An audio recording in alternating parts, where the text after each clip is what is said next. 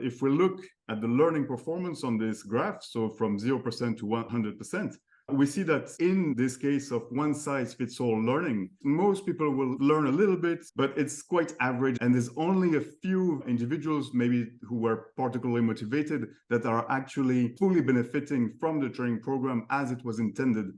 So this problem has been identified for a long time in the learning sciences, and in the 80s, American psychologist Bloom asked the question, what would it take to bring us from this mediocre form of learning to something that looks like this orange graph here, which means that all the employees that took part in the training are actually fully benefiting from it, and they had very high learning performance and then transferred that to a very high increase in their business performance. So this should be in principle possible. Otherwise, why would we even bother with training and learning if we cannot achieve a very effective result?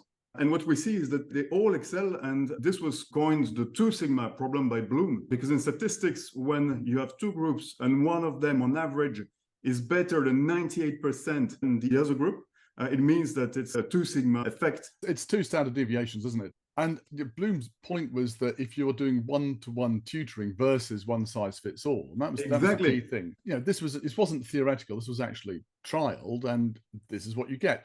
What I find interesting, Maxime, is that it's the 2 sigma problem, not the 2 sigma effect. What he's focused on here is that we've got a problem here. We know that we can get people learning much more effectively.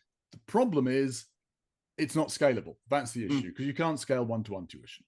Yeah, absolutely. As you say, he found a solution, and it is personalization. He explored actually a lot of different factors, and he found that personalization by far was the most effective and the most impactful to get to this excellence from all of the learners.